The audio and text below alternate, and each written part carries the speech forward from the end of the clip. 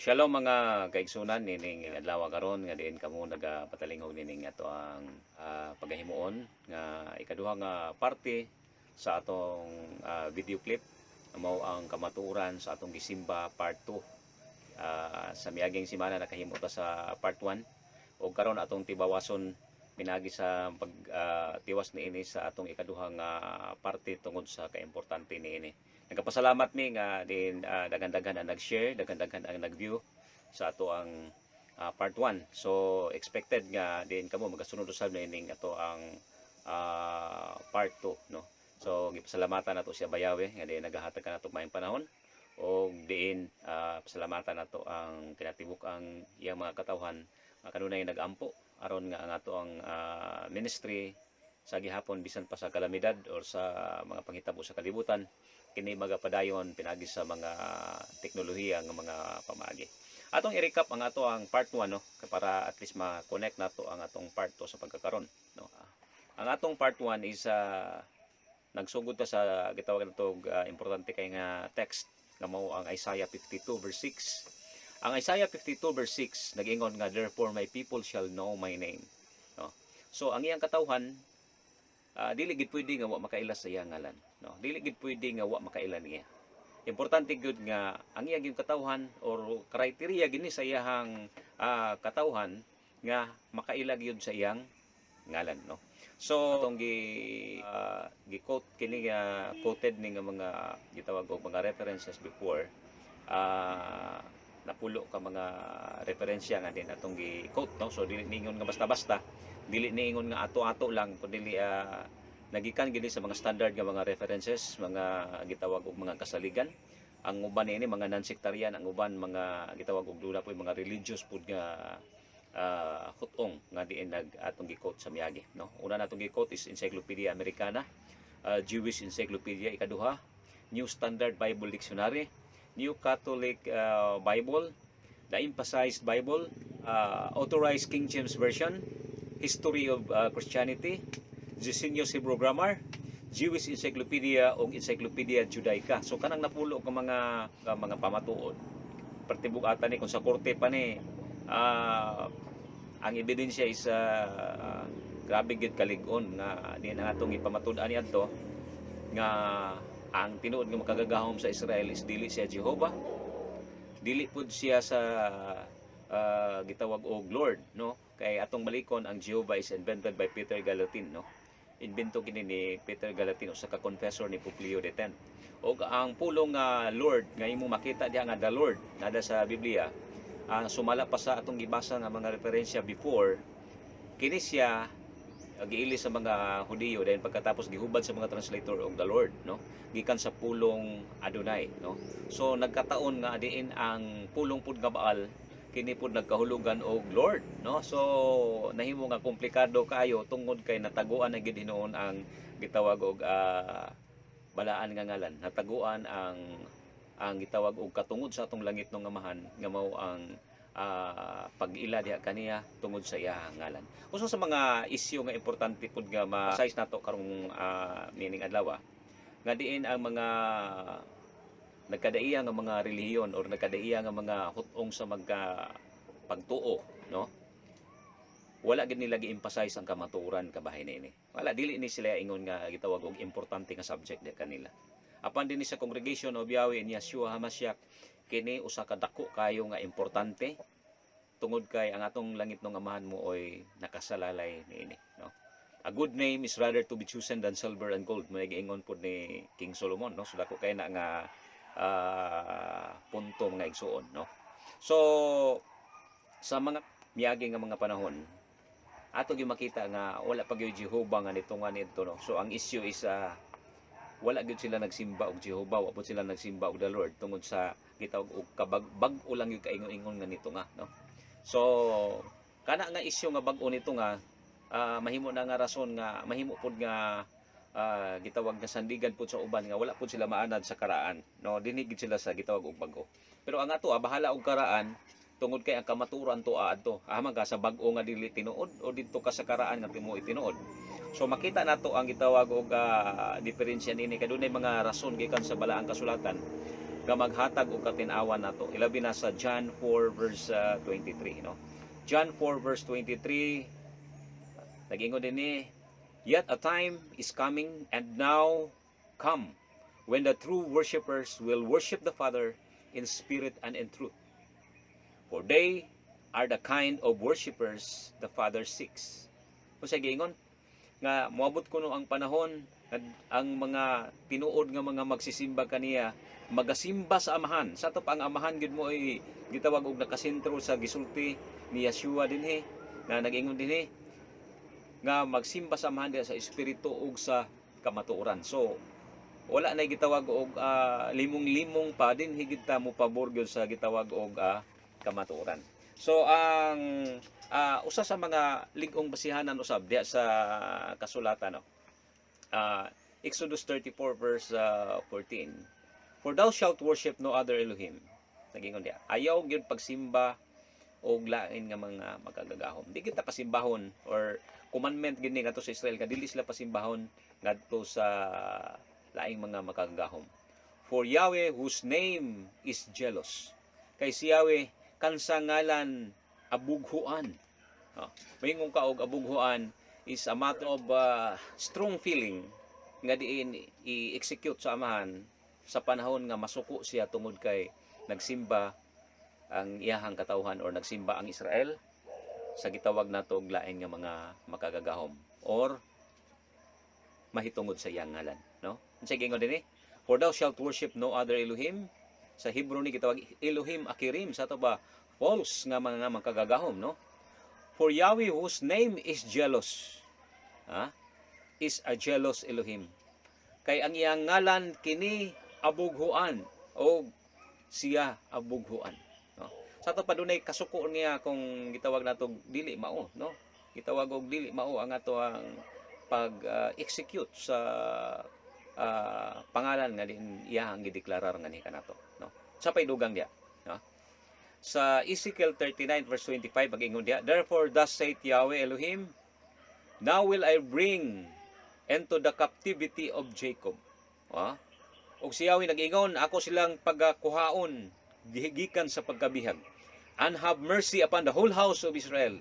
Og ako maluoy diya sa tibok banay sa Israel, "and will be jealous for my holy name." Og ako mahimo nga siloso tungod sa akong ngalan. No? Sa to pa ang kinatibuk-an niya nga gi-execute kabahin na sa Israel, kabahin na sa iyang mga saad kini tungod sa iyahang ngalan. Ina naka-importante ang gitawag nato nga ngano gyud nga mobalik gyud ta dito sa karaan, no? Ngano gyud nga mobalik ta. Jeremiah 6:60 nagingon diha nga pangitaon nato ang karaang dalan o pangutana, no? Pangita ang karang daan, tumindog kamo sa mga dalan o pangita ang pangutana o pangita ang karaang dalan o sumubay ka diha o makakaplag kag kapahulayan sa imong kalag. Apan sila magaingon, kami dili mo subay niya. So kung imo nang basahon ng Jeremiah 6:6, you have to think nga doon na gitawag og lahi gyud nga proposition ang atong gitawag og kaaway tungod kay i-motivate pud niya nga di kita mo subay diha sa kamaturan, no? I-motivate gyud niya nga ayaw diha dinhi ta, di ba? Pero ang gitawag nato og espiritu sa atong langit ng amahan, ang iyang ruwak, no? Magatudlo nato nga you have to follow the truth, no? Musunod ka. Diay ang kabakakan ani ka gitawag sa kamatuoran. Dunga nga rason diya sa pagkaimportante sa pagsangpit, no? Kay dili man ta pataka og sangpit-sangpit kay naay gitawag og kasuguan kabahay niini, no? Exodo 23:13, akong balikon Exodo 23 verse 13 nagingon diha, "And in all things that I have said to you, be circumspect." Sa ibot pa sa butan ni. Sa kinatibuk ang mga butang o sa tanang mga butang nga akong igasulti diha kanimo, magmatngon ka, be circumspect, and make no mention of the name of other Almighty. Og ayaw gayud pagditok sa mga ngalan sa lain nga makagagahom. Ayaw gyud, no? Neither let it be heard out of your mouth. Og ayaw gyud kini ipadungog diha sa imong mga baba. Sa to pa bantayanan, no? Labi na katong Lord nga napareha og meaning sa Baal. So bantayanan kadto, no? Pag-ingon og Jehovah, no? Nga gitawag og invented by Peter Galatin is bantayanan kini. Akong tan-aw or kanang gitawag og by emphasis of the text sa mga text nga din atong gibasa, it will not give honor to our Heavenly Father kung gitawag nato og inana na ang dating. Ngano man 15:8 paingon sa 10 sa Matthew, no? Kamo nagasimba, kamo daig kanako pinaagi sa inyong mga ngabil apan ang inyong mga kasing-kasing halayo kanako. Sanglit gipakadoktrina ninyo ang kalagdaan nga hinimo lamang og tao. No, so kana patal-patal na siya nga pagkaistorya mga kaigsunan. Tungod kay dunay traces, dunay mga ebidensya nga kana nga mga pangalan invented. Kana nga ngalan ni tungha, no? Ang gitawag og Jehovah invented by Peter Galatin. Ang gitawag og the Lord, no? Gipuli during 3rd century BCE, gipuli, no? Pag ngono gipuli, something wrong nganong gipulihan, di ba? Something dunay gihide nga diin kamaturan. Nya atong gitan-aw din ni ang mga kuan, siluso sa siyang ngalan, no? Paingon og siluso sa siyang ngalan, atong pasultihon ning mga Jehovah's Witness, no? At in fairness lugar, no? In fairness, atong tan-awon ang gitawag og ebidensya nga diin confession usab gikan sa mga nagtuo og Jehovah. Kining grupo nga Jehovah's Witnesses, no? Sa ilahang libro Kingdom Interlinear of Greek Scriptures, forward page 23, no? Atong balikon, Kingdom Interlinear of Greek Scriptures, forward page 23, no? Published kini sa Watchtower Tracts and Bible Society, 1969 sa Pennsylvania, USA, no? Nagkanayon na maong dokumento. While inclining to view the pronunciation, sa ato papagingon og while inclining to view the pronunciation, usa kini ka seryoso kayo nga statement. Usa kini ka deklarasyon nga gitawag nato dako kayo kinahanglan og dako kayo tagaan natong dako kayo nga pagtagad, no? While inclining to view the pronunciation, Yahweh as the more correct way, no? Ang Yahweh kuno mo ay pinakahusto, no? Pinakahusto nga pamaagi, no? Sa may sumpay, we have retained the form Jehovah. Amo ko nung gipabilin ang forma nga Jehovah. We have retained the form Jehovah because of people's familiarity with it since the 14th century. Among gipabilin ang Jehovah tungod kay mo'y naandan sa katawhan sugod sa ika-14 ka siglo.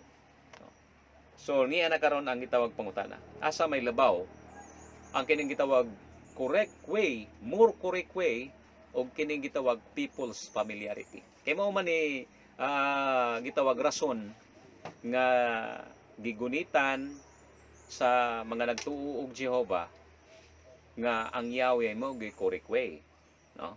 Unya ilang gipabilin ang porma nga Jehovah because of people's familiarity, tungod sa pagkailado na sa katawan, tungod kay mo nay gitawag og naandan sa katawan. May labaw nga punto kung namalandong ka sa balaang kasulatan, namalandong ka sa kamatuoran, asa may labaw nga punto? Ang pinaka-insakto nga pamaagi o ang naandan lamang sa katawan? Kanako personally, mga minahal natong mga kaigsunan or mga minahal natong kahigalaan, mupili ko sa gitawag nato og the more correct way, because mas importante ang kamatuoran labaw sa pagkapamilyar sa usa ka butang nga inimbento og tao. So mo na kay punto nga diin angay nato nga pamalandungan tungod kay nihatag og informasyon, no? Ang kaning gitawag natong Kingdom Interlinear of Greek Scriptures, forward page 23, no? Atong basahon og utro, no, para gitawag og makahuna-huna pud ang uban, no? While inclining to view the pronunciation, Yahweh as the more correct way, we have retained the form Jehovah because of people's familiarity with it since the 14th century. So kana klaro nga walay gitawag og duha-duha, kini dili gikan nga dokumento sa Congregation of Yahweh and Yeshua HaMashiach, kini gikan nga dokumento sa Jehovah's Witnesses, no? Mismo sila nihatag sa maong gitawag nato dako kay nga kamatuoran nga ang Yahweh gud mo'y pinakahusto, og ang Jehovah gipabilin lang tungod sa rason nga mo'y naandan sa katawhan. Atong dugangan ang maong gitawag natong pagtuon mga higala kaigsunan alang sa paglig-on sa ato ang gitawag og portion sa ato ang ikaduha nga serye sa pagtuon ang kamatuoran sa atong gisimbana. Atong ihatag kaninyo ang kining gitawag og Review on Herald February 9, 1967. No? February 9, 1967. Kini siya editorial by Don F. Newfield. No? Don F. Newfield. Usa ni ka ito banggitan nga editor sa Review on Herald. No? Sabi gingon din the English spelling Yahweh is now almost universally believed. No? Ang in English kuno nga spelling nga Yahweh is now almost universally believed to reflect accurately the ancient original pronunciation of YHWH. No? So daw ko no? The English spelling Yahweh is now almost universally believed to reflect accurately the ancient original pronunciation of YHWH. Gituha na sa kinatibukan nga diin ang original nga paglitok sa YHWH mo ang Yahweh. Keeping with the common practice today of pronouncing proper names translated from a foreign language with as nearly the original vocalization as possible, it would be altogether correct. Now, bantayan niya. It would be altogether correct and proper for us to use the name Yahweh wherever the word YHWH, Lord, occurs in the Old Testament. Muna na akong giingon na inyo diha. Nga pagkita ganinyo og the Lord, no? Sumala pa sa mga Adventist, no? Ang pinaka-insakto ko ni, no? It would be altogether correct and proper for us to use the name Yahweh wherever the word YHWH, Lord, occurs in the Old Testament. Sa ito papakita ni mong Lord, ang pinaka kung siya gingon, correct and proper. Ang word nga gigamit is correct and proper, is to use Yahweh wherever the word YHWH or Lord occur in the Old Testament. No? So, sige, usapay sumpayan and also wherever we are speaking of the true God of the Old Testament. Kung mag-isgot tayo matuod nga makagagahom sa Old Testament times, no? This practice is becoming more and more common among Bible scholars and informed Christians. Sa ato pa, katong mga nakamaog yun, no? Mga Bible scholars o mga informed na nga mga Christians, sila nagagamit na ani. Pag-abot og Lord, ilagay musip gina sila. Nga naman, kabalo sila nga during 3rd century BCE giilisdan, no? Nakabalo sila nga ang kamatuoran sa ngalang Yahweh dili gyud pangmam, no? So inani mga igsoon, kung ang kamatuoran nga ang Jehovah invented by Peter Galatin, gidasig ko kamo, we have to follow the truth nga dili angayan ang maungalan sa atong pagsimba. Kung ang kamatuoran nag-ingon nga ang Jehovah invented by Peter Galatin, nagpasabot ka na nga dili angay pagasimbahon, walay kamatuoran o kini siya kinahanglan nga ikabalik na ngadto sa kamatuoran nga mao ang Yahweh tungod kay atong nakita nga ang kamatuoran wala anang ngalan. Dili angayan sa pagsimba ang ngalan nga Jehovah. Kung ang kamatuoran nag-ingon nga during the 3rd century BCE, giilisdan ang ngalang Yahweh sa pulong Adonai nga nagkahulugan og Lord o kini naghatag sa tin-aw nga senyales nga ang Lord o ang hubad nga Ginoo dili angayan sa atong pagsimba. Tungod kay ang text nga atong gibasa kaganina, nangita nga atong amang langit nun sa mga magasimba kaniya. Ang tinuuray nga ang tinuod nga magsisimba, magasimba kaniya diha sa espiritu o sa kamatuoran. Ug kini mo gipangita sa amahan. Kung ang kamatuoran nag-ingon nga ang ngalan nga Baal nga gisimba sa mga propeta ni Jezebel sa Old Testament, nagakahulugan di ay og Lord. Kung ang kamatuoran nag-ingon nga ang Baal nga kalaban kayo ni Eliya during sa iyang time, nag-ingon nga ang Baal nagkahulugan og Lord. Kung ang kamatuoran nag-ingon niya na ang Lord or ang Ginoo dili na angay sa atong mga pagsimba, kini siya igabalik na nganha sa kamatuoran, no? Nag-ingon ang Jeremiah 23 verse 26. Jeremiah 23 verse 26, how long shall this be in the heart of the prophets that prophesy lies, no?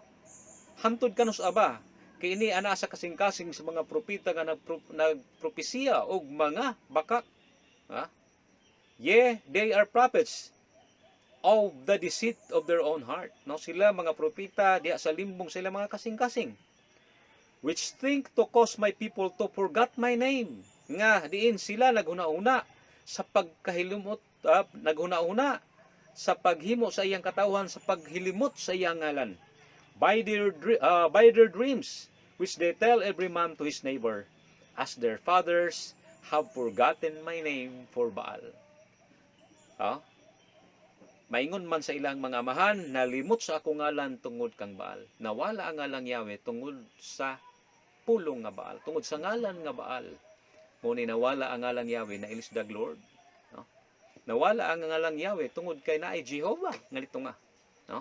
So atong ibalik ang gitawag nato og kamatuoran kabahin na niya. No? Hosea 2 verse 16, and it shall be in that day, saith Yahweh, that thou shalt call me Ishi, and shall call me no more Baali. Pagkatawgon mo ako in that day, niya ang adlaw, si Yahweh nag-ingon, ikaw magatawag ka na ako nga Ishi, o dili na magatawag ka na ako Baali. No? Kung ang imong Biblia, maing balita Biblia, Good News Bible, or King James Study Bible, o tanawa diha ang footnote, ang kanang Baali nag-ingon diha, Ginoo ko, or the Lord. No? In capital letter. No? Unsa may giingon sa Hebrew Bible Dictionary sa Strong's Exhaustive Concordance, number 1180. No? Kini gitawag pulong Baali.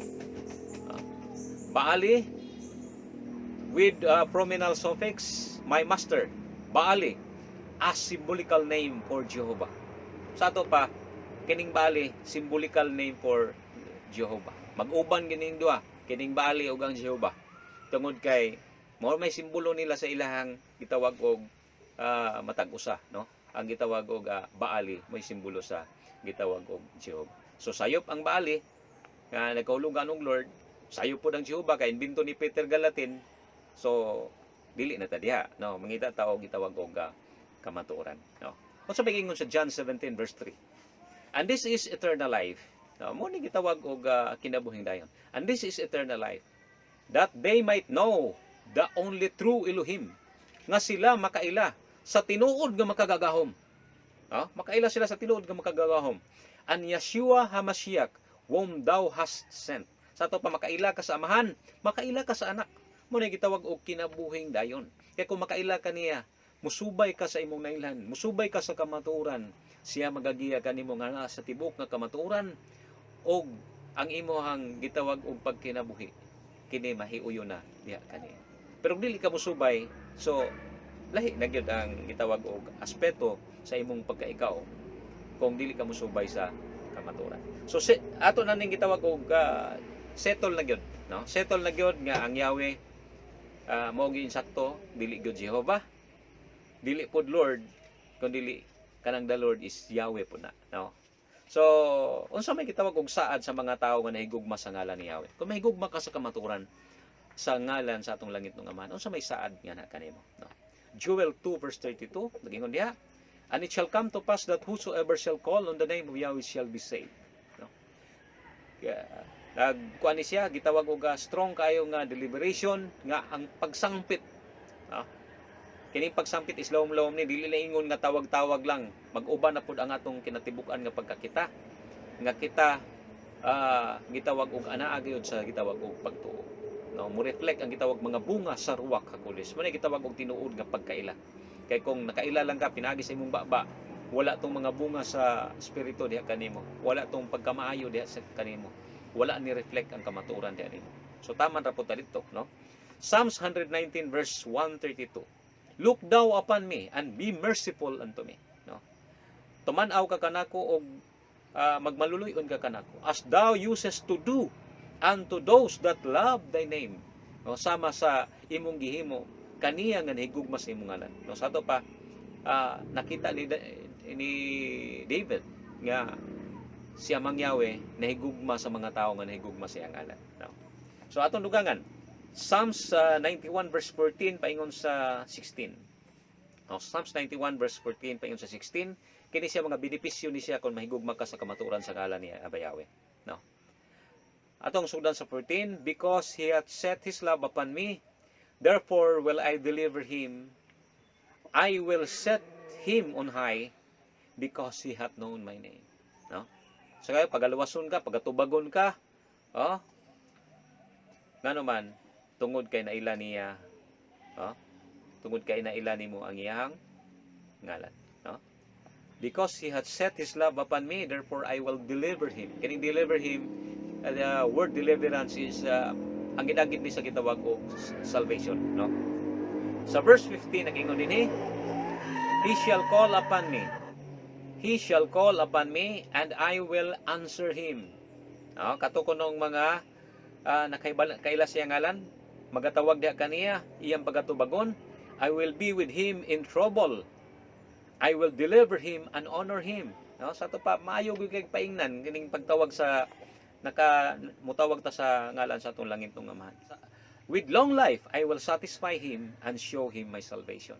Sa ito pa dako kay punto mga igsuon ang pagkaila sa ngalan sa atong langit nun nga Amahan, no? Unsa pa? Psalms 124 verse 8, our help is in the name of Yahweh who made the heaven and the earth. So ang atong gitawag og tabang kung si King David pa ang iyang tabang nagagikan sa ngalan ni Yahweh, no? Proverbs 18 verse 10, the name of Yahweh is a strong tower, the righteous run it unto it and is safe. No? Sa ato pa, daghan kayo, dako kayo diferensya kung mutawag ka sa ngalan ni Yahweh. Dako kay diferensya igsoon, no? How about sa mga tao sad nga nagdumili sa pagtawag? Daghan-daghan man sila, gamay ra man ang gusto nga mutawag, no? Kining mga tao nga dili mutawag, unsa man po'y mapaingnan nila? No? Unsa man po'y gitawag og kamatuoran gikan sa kasulatan nga ilang maangkon nga gideklara sa kasulatan nga kung dili ka mutawag mo imong paingnan. Unsa may gingon? Psalm 79 verse 6, no? Psalm 79 verse 6. Pour out your wrath upon the heaven, no? Ibubo ang imong kaligot-got sa mga nasod that have not known thee. Nga diin wala makaila diha kanimo. And upon kingdoms that have not called upon thy name. O bisan pa sa mga gingharian nga wa magtawag sa imong ngalan, ibubo ang imong kasuko, ang imuhang kaligot-got, no? Wrath man gitawag ani, no? Pero dito sa Jeremiah 10 verse 25, no? Jeremiah 10 verse 25. Pour out your fury, kasuko, no? Kaligot-got, no? Pour out your fury upon the heathen that have not know thee not, and upon the families that call not on thy name. Sa ito pa mga pamilya nga di gid mo tawag, bubuan sa kaligot-got ni Yahweh. For they have eaten up Jacob and devoured him, and consumed him, and have made his habitation desolate. No? So, dako kay punto mga higala, kung mugamit ka sa ngalang Yahweh, musimba ka sa ngalang Yahweh, mahimo nga imo na siyang simbahon, imo na siyang ang panalangin, imo nang gitawag og i-absorb na nimo sa imong kaugalingon nga siya na imong magkagagahom. Dako kayo ang diferensya, mga minahal na tong tigpaminaw, no? So, dirita sa Deuteronomy 28 verse 58. If thou wilt not observe to do all the words of the law that are written in this book. No? Kung dili kuno ka mohimo nini. That thou mayest fear his glorious and fearful name. Aron kuno nga mahadlok ka sa iyahang mahimayaon o kahadlukan nga ngalan, no? Sa imong makagagahom Yahweh thy Elohim, no? Verse 59. Then Yahweh will make thy plague wonderful, no? Mahimo sa imuhang kasakitan, sa imuhang mga gitawag og hampak, no? Mahimong ang hampak, mahimong maayo diha kanimo, and the plagues of thy seeds, even great plagues, and of long continuance, sakit nga mag taas nga mga sakit, no? And sore sicknesses, no? Grabe nga mga pagkasakit, and of long continuance, no? Grabe nga mga hampak ni, no? Ngano man wala mahadlok sa ngalan ni Yahweh. Diya sa 28 verse 58 sa Deuteronomy, no? So ang full conclusion nato mga minahal atong kaigsunan, diri kita pabor sa kamatuoran, no? Isaiah 52 verse 8, my people shall know my name. If you consider that you are one among the people of our great heavenly Father, no? Kinahanglan nga makaila ka siyang ngalan, magatawag ka sa iyang ngalan, magasimba ka sa espiritu ug sa kamatuoran, no? Dili ka pwede nga mugawas diha. Once ka mugawas ka diha sa kamatuoran, no? Dahi na ang imong paingnan, no? Ang kamatuoran maghatag ka natong kagawasan o dugang alang sa dugang nga pagtuon, no? Actually taas kayo ang ato mga pagtuon ni. Pero kung gusto mo nga matagaan mo assistance sa mga pagtuon, pwede mo madto sa www.yahweh-yeshua.com o pwede usab ka mo nga mo inquire sa balik sa kamatuoran sa DYSS Cebu, no? Napod tayo mga radio station diri sa Iligan City, napod tayo diri sa Davao del Sur, napunta din sa Surigao, napunta diri sa Bohol, napunta sa Leyte. Natay mga radio programs diya, no? So ang kinatibukan alang sa kahimayaan ni Abayawe o kining atong pagtuon karon nakadedikar diya sa iyang kamatuoran, kami nagalaom nga din ikaw nga naka-view niining video clip din sa Shofar Corner, si Amang Yahweh magapanalangin kanimo ug magahimo kanimo nga magahigugma sa kamatuoran hantod sa walay katapusan. Yahweh bless us all. Hallelujah.